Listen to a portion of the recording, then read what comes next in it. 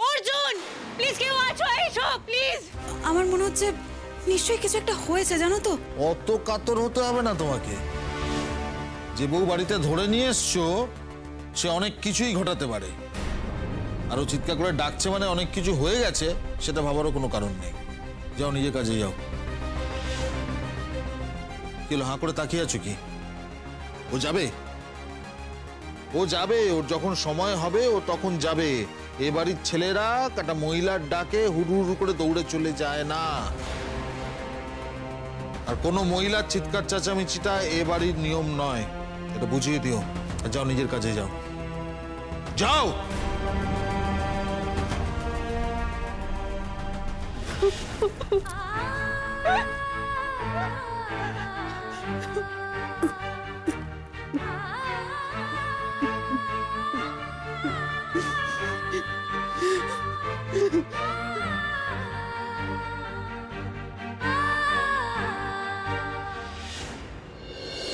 জানিস দিদি, শুধুমাত্র তোর জন্য নিজে পছন্দ করে শাড়ি কিনবে বলে এই থুরথুরি বুড়ি নিজের হাঁটুর ব্যথা, কোমরে ব্যথা সব উপেক্ষা করে কত যুগ পর আজ বাড়ি থেকে বেরিয়েছে বল।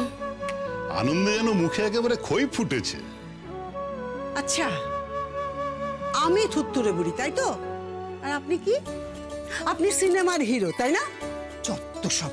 হিরো না হতে পারি, কিন্তু এই দোকানের সামনে ট্যাক্সি থেকে নামার সময় এই বুড়োই কিন্তু মহানায়কের মতন হাত বাড়িয়ে দিয়েছিল। সেটা ভুলে গেলে চলবে না। আর ওই শাড়ি পছন্দের ব্যাপারে আমারও কিন্তু 50% ক্রেডিট। কিরে দিদি ভাই, শাড়িটা পছন্দ হয়েছে তোর? শোন না, আমরা তো সেকেলে মানুষ, ঠিক বুঝতে পারি না তোদের কোনটা পছন্দ কোনটা না পছন্দ। যদি সেরকম মনে হয় না তাহলে কিন্তু তুই পাল্টে নিয়ে আসতে পারিস। তোর শ্বশুরবাড়িতে যদি আমাদের পছন্দের জন্য নাক কাটা যায়, তুই কিন্তু পাল্টাতে পারিস দিদি ভাই। আমি দোকানে কথা বলে এসি। হ্যাঁ, আহ, কি যে বলো না তুমি। কঙ্কার অপছন্দ হওয়ার কোনো কারণ আছে? আমাদের কঙ্কামা তো সেরকম মেয়েই না। আজ পর্যন্ত দেখেছো কোনোদিনও কোনো ব্যাপারে তাকে বায়না করতে? দেখেছিস? দেখেছিস দিদি ভাই কি চালাক এই বুড়ো, কেমন কায়দা করে তোকে বলে দিল পছন্দ হোক বা না হোক এই শাড়িটাই তোমাকে নিতে হবে, না বলা চলবে না। কি সাংঘাতিক!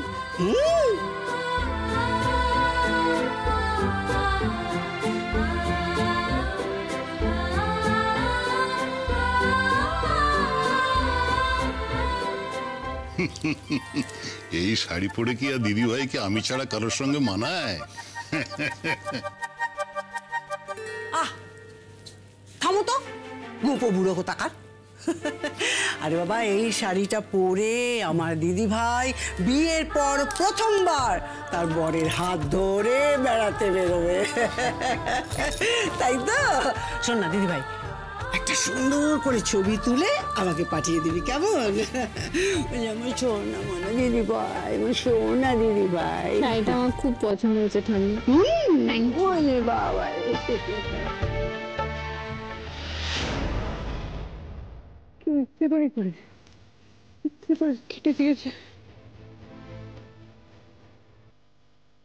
কথায় বলে গুণীজনের কথা বাসি হলে সত্য হয়।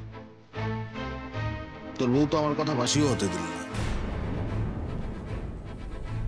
তাকাস না, কিচ্ছু হয়নি। আমি তোকে বলছি শোন, কিচ্ছু হয়নি। তুই দৌড়ে ওপরে যাবি, গিয়ে দেখবি পর্বতের মুশিক প্রসব হয়েছে।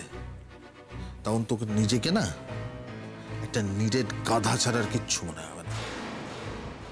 বলেছিলাম যে পায়ে ঘুঙুর বাঁধা মেয়ে বাড়িতে বউ করে এনো না তোমরা। আমার কথা কেউ শুনলো না। মেয়ে দেখে গলে গেল একেবারে। এটা স্বর্গ থেকে নেমে এসছে নাকি? তাও পরিটরি হলে বুঝতাম, রানা কাটা সুন্দরী, যে যা যা খামতি আছে রূপ দিয়ে সেগুলো মিটে যাবে। এ তো তাও নয়। হ্যাঁ,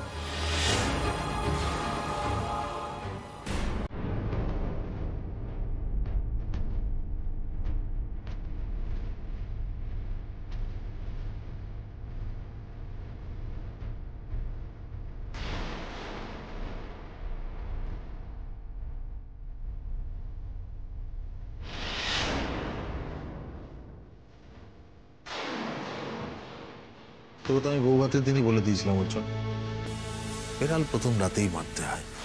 শুনলি না আমার কথা? তার ফলস্বরূপ চ্যাটার্জি বাড়ির বউ চিৎকার করে গোটা পাড়া মাথাচ্ছে। আমার তো এবার অন্য চিন্তা হচ্ছে, পাড়ার লোক নাই সে এবার বাড়িতে হানা দেয়। আসল কথা কি জানিস, মেয়ে মানুষের জাত হচ্ছে বেড়ালের জাত, ঠ্যাটার জাত, বড্ড ঠ্যাটায় না। এই ঠ্যাটাদের যদি কোনো স্কুল থাকে, তোর বউ হচ্ছে সেই স্কুলের ফার্স্ট গার্ল, বুঝতে পারলি? দেখ, বিয়ের দিন থেকে কিন্তু সেটার পরিচয় রেখে চলেছে, সকলের সামনে লঘু গুরু না ভেবে ও গলা বের করেছে। আজকে দেখ চিৎকার করছে, বাড়ির সকলে পিলে চমকে যাচ্ছে। তুই ভাবছিস তো যে আমি তোকে হঠাৎ এই কথাগুলো কেন বলছি? কারণ হচ্ছে স্কুলে প্র্যাকটিক্যাল ক্লাস হতো, মনে আছে? কেন হতো? হাতে কলমে শেখাবার জন্য। এটা হচ্ছে জীবনের প্র্যাকটিক্যাল ক্লাস, সেটাই তোকে বোঝাবার চেষ্টা করছি। দেখ, তোর বউ যা করছে, ওকে যদি এক্ষুনি তুই বসে না আনিস, তোর জীবনে কিন্তু দুর্দশা আছে, অনেক দুঃখ আছে। দেখ, সারাদিন অফিস থেকে খেটে খুটে এসে কি তুই রোজ রোজ এই হুজ্জুতি সহ্য করবি? পারবি সামলাতে? একে তো অফিসে অত কাজের প্রেশার, বাড়ি ফিরে বউয়ের প্রেশার, কি করবি? চাকরি ছেড়ে দিবি নাকি সাধু হয়ে হিমালয়ে চলে যাবি? কাজেই দেখ, ওর গলার জোর, ওর এই মুখ খোলা, এগুলো তোকে বন্ধ করতে হবে, এবং সেটা এখনই বন্ধ করতে হবে, আজকেই বন্ধ করতে হবে। কারণ লোহা গরম আছে, হাতুড়ি মারার এটাই শ্রেষ্ঠ সময়। আমাদের বাড়ির ছেলেরা স্ত্রৈণ বা মেনিমুখ হয় না। অর্জুন, জোকের মুখে নুনটা দিতে হয়, বুঝলি?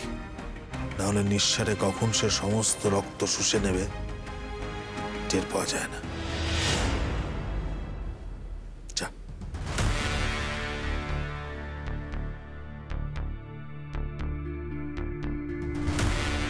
ওকে স্পেস দে, তুই নিজেও একটু স্পেস রাখ, কোনো রকম ফোর্স করিস না। তুমি বরং গাড়ি ঘুরিয়ে আবার ওদের বাড়ি চলো।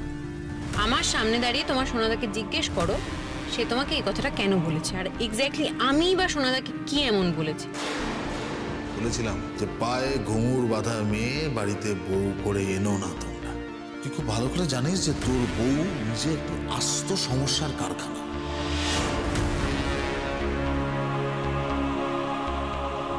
এই ঠ্যাটাদের যদি কোনো স্কুল থাকে, তোর বউ হচ্ছে সেই স্কুলের ফার্স্ট গার্ল।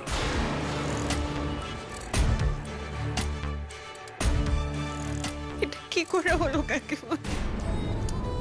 মানে এই শাড়িটার এইরকম অবস্থা, এরকম অবস্থা হলো কি করে? এটা তোমার ঠাম্মি দিয়েছিল না তোমায়? আজ সকালবেলা এই শাড়িটা বের করেছিলাম, ভেবেছিলাম পরে বেরোবো, আমি পরতে পারলাম না বলে ভাঁজ করে না খাটের এই জায়গাটা রেখে গিয়েছিলাম, একদম সুন্দর করে ভাঁজ করে। আমি এসে দেখি ওইখানে রাখা এই অবস্থা। কিন্তু কঙ্কা, আমি তো বুঝতেই পারছি না এটা কি করে এরকম হলো। এত সুন্দর একটা শাড়ি। কঙ্কাবতী, তোমার প্রবলেমটা কোথায়? এইভাবে চিৎকার করছো কেন? অর্জুন, তুমি একটু তুমি কাকিমণি দেখছো অসভ্যের মতো চিৎকার করছে, তুমি কিছু বলতে পারছো না ওকে? আরে বাবা অর্জুন, তুমি একবার দেখো তো। আরে আমি কিচ্ছু দেখবো না। কেন চ্যাটার্জি বাড়ির বউ এইভাবে চিৎকার করবে? এখন যদি পাড়ার লোক বাড়িতে এসে বেল বাজায় যে বাড়িতে কি হচ্ছে, কি উত্তর দেবে তুমি? সেটা কেন হবে বলো তো? সেটা কখনো হয়? ও তো চমকে গিয়েছিল, সেই জন্য চিৎকার করেছে। চমকে গেছিল বলে এইভাবে চিৎকার করবে? এই পাড়ায় কোনোদিন কেউ এইভাবে চিৎকার করেছে? কোনোদিন শুনেছো? না আমাদের বাড়ি থেকে তারা চিৎকার শুনেছে? আমাদের বাড়িতে এই ধরনের চিৎকার হয়? এটা কি অর্জুন? আরে নাকের ডগায় এটা কি ধরছো? এটা দেখে আমি কি করব? তুমি বুঝতে পারছো না? আমার নতুন শাড়িটা, এটা ঠাম্মি দিয়েছে আমায়, কেউ একটা আমার শাড়িটা কেটে রেখে দিয়ে চলে গেছে। কে করেছে এটা? ওয়াও, নতুন একটা শাড়ি ছিঁড়ে গেছে বলে তুমি এইভাবে অসভ্যতামি করবে, এইভাবে চিৎকার করবে? এটা র্যান্ডম একটা শাড়ি নয়, এটা আমার ঠাম্মি আমায় দিয়েছে। ওই বুড়ো মানুষটা নিজে কষ্ট করে দোকানে গিয়ে বেছে আমার জন্য এই শাড়িটা কিনে আমাকে বিয়েতে উপহার দিয়েছে। এটা আমার কাছে খুব স্পেশাল একটা শাড়ি। তাহলে আর কি করবে?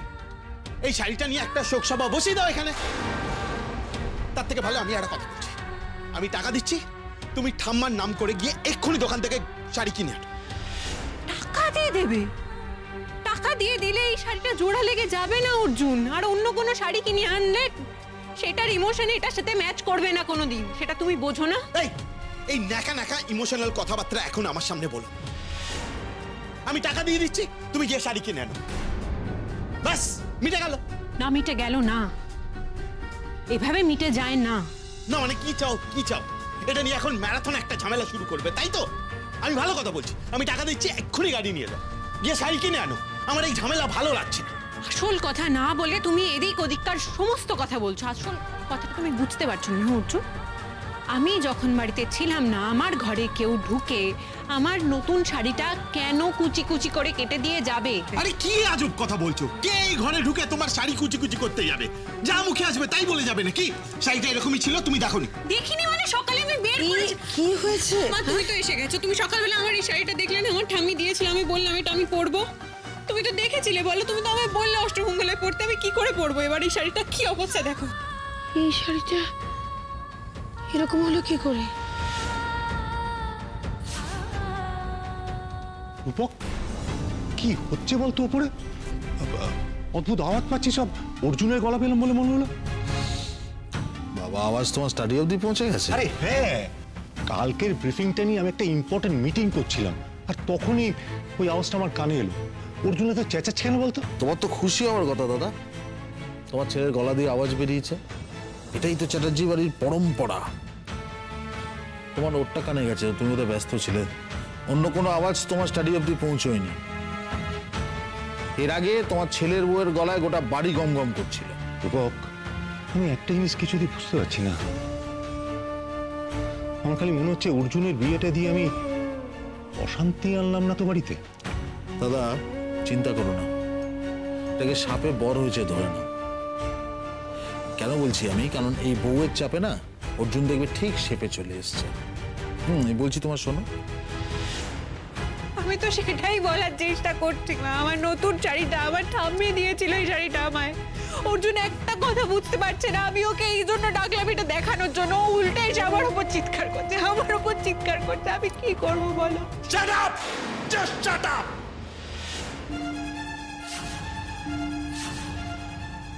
এই দেখো, shut up!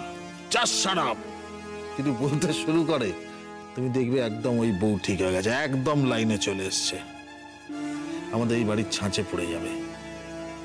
তখন দেখবে ওই বউ নিজের কানে ঝিঝি পোকার আওয়াজ শুনছে শুধু।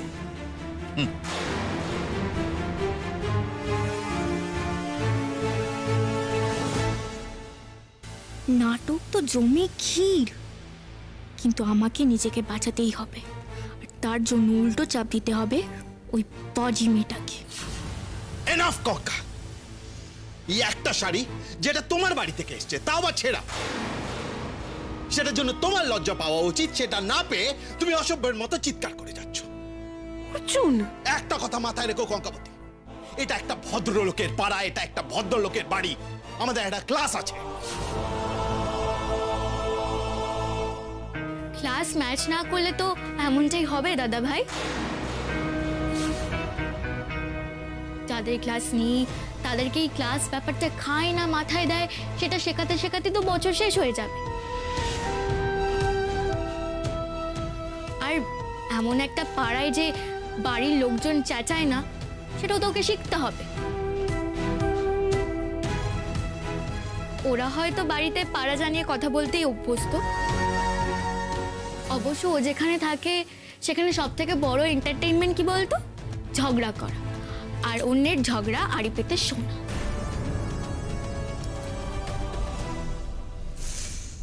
এই শাড়িটা, এই নতুন শাড়িটা আমার ঠাম্মি আমাকে বিয়েতে দিয়েছে।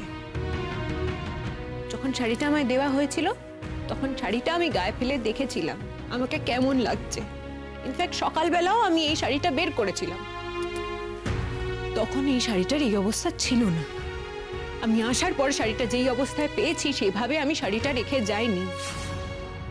তোমাদের ভদ্র পাড়ার ভদ্র বাড়ির কোনো এক উচ্চ ক্লাসের মানুষ আমার শাড়িটাকে এইভাবে ফালা ফালা করে দিয়েছে আমার অনুপস্থিতির সুযোগ নিয়ে।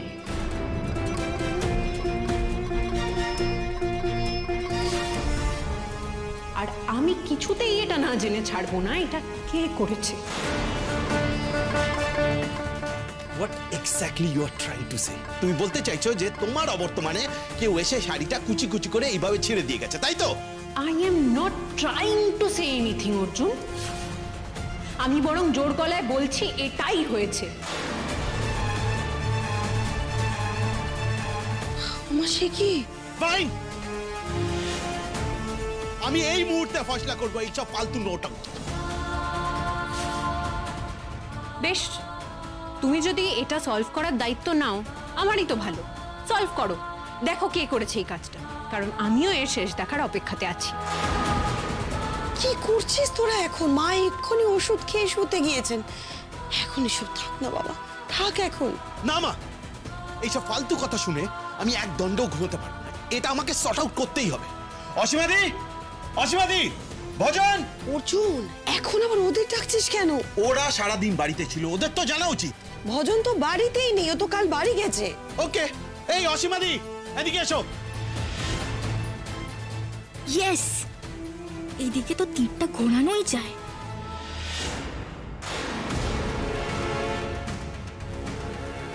সর্বনাশ, মনিও এসে গেছে এখানে। এই রে, মনি কি দুপুরের কথাটা বলে দেবে নাকি সবাইকে?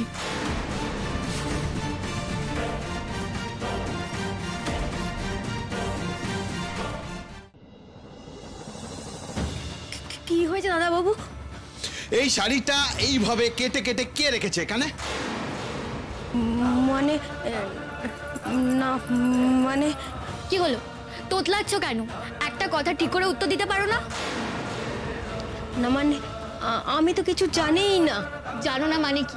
তুমি তো বিকেলে একবার এসেছিলে দাদা ভাইয়ের ঘরে জল রাখতে, তখন তো শাড়িটা খাটের উপরেই ছিল। আবার নিজের শাড়ি ভেবে। না না, ওই শাড়িটা আমার কেন ভাববো? না, ভাবতেই পারো, এই ধরনের ফুটপাতের শাড়িগুলো তো তোমরাই পরো, তাই না? তিতলিকে কেন যেন একটু বেশি উত্তেজিত মনে হচ্ছে। প্লিজ তোমরা এভাবে ওকে যা খুশি তাই বলো না, গরিব মানুষ বলে যা খুশি তাই বলে চলেছে সবাই। অসীমাদি, সরি, তুমি যাও প্লিজ। তাই এটাকে কি বলবো কঙ্কা বৌদি? নিজের ক্লাসের লোকের প্রতি সহানুভূতি? তিতলি, চুপ করবি তুই? একদম চুপ কর, আমি কিন্তু বলে দিলাম। তুই কাকে কি বলছিস? তোর কোনো হুঁশ নেই? আমার হুঁশ আছে মা, আমি হুঁশ ছাড়া কোনো কথা বলি না। অসীমা, তুই যা মা, ঘরে যা।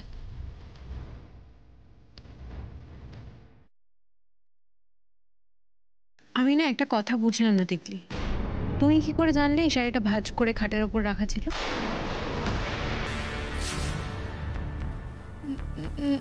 বলো। মানে আমি কখন বললাম?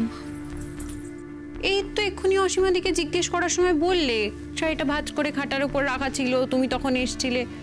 তুমি কি করে জানলে বলো? তুমি তো তখন ছিলে না আমি যখন রেখে গেছি। এই হ্যালো কঙ্কাবতী, এটা আবার কি নাটক শুরু করলে? তুমি কোন সাহসে আমার বোনকে জেরা করছো? এই শোনো অর্জুন, অনেকক্ষণ থেকে নাটক নটাঙ্কি অনেক কথা বলছো। নাটক করার ক্ষমতা আমার নেই, সেটার জন্য অনেক প্র্যাকটিস দরকার হয়। না জেনে প্লিজ এই শব্দগুলো র্যান্ডম ইউজ করো না। আর তাছাড়া আমি জেরা করছি না, আমি একটা সিম্পল প্রশ্ন করেছি তিতলিকে। বলো তিতলি, তুমি কি করে জানলে এই শাড়িটা খাটের ওপর রাখা ছিল? কি রে বল? তুমি কোন সাহসে আমার কাছে জবাব দিয়ে চাইছো? কঙ্কা যে প্রশ্নটা করছে সে প্রশ্নের জবাব দে, প্রশ্নের পিঠে প্রশ্ন করিস না। মনি, তুমি আবার এর মধ্যে কেন? তুই চুপ কর, ওকে বলতে দে। বলো তিতলি, কি করে জানলে তুমি? না,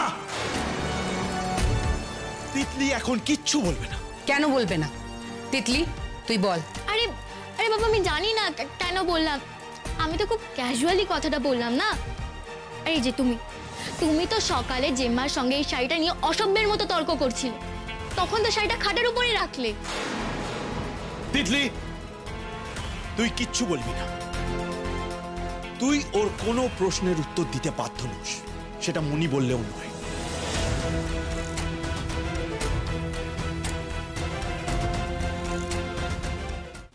তিতলি, আমি চেঞ্জ করার পরে তুমি এই ঘরে আসোনি, তাহলে তাহলে তুমি কি করে জানলে আমি খাটের ওপর শাড়িটা রেখে বেরিয়েছি?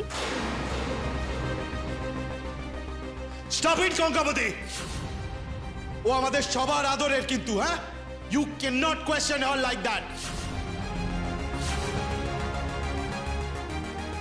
না না দাদা ভাই, ওকে বলতে দে, ওর মনে যা আসছে ওকে বলতে দে।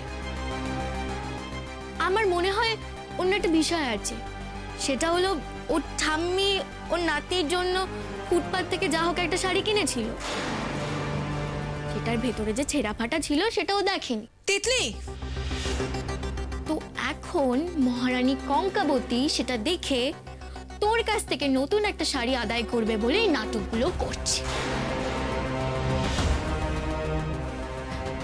কঙ্কা, আমাদের বাড়িতে না এত নাটক করতে হয়, তাও আবার সামান্য এই 2 টাকার শাড়ির জন্য।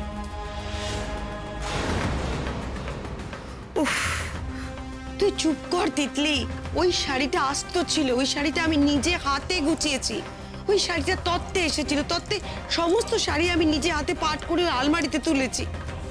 চেম্মা, তুমি যে সব শাড়িগুলো তুলেছিলে সেখানে তো গিফটের শাড়ি, তত্ত্বের শাড়িও ছিল, তো পার্টিকুলারলি একটা শাড়ির কথা কি করে তোমার মনে আছে? তুমি কি সব শাড়িগুলো খুলে খুলে দেখেছিলে? দেখোনি তো? এই তিতলি, তুই তো অনেক কিছু বললি, কিন্তু এই কথাটা তো বললি না যে বিকেলে তুই এ ঘরে এসেছিলি।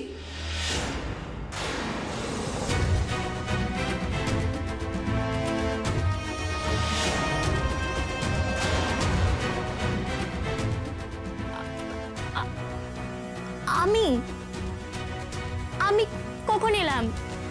আমি কেন আসতে দেবো ওদের ঘরে? কেন? আমি তো নিজের চোখে তোকে দেখেছি। তুই বললি কঙ্কাবতী দরজাটা বন্ধ করতে ভুলে গেছে, তাই তুই দরজাটা বন্ধ করছিলি।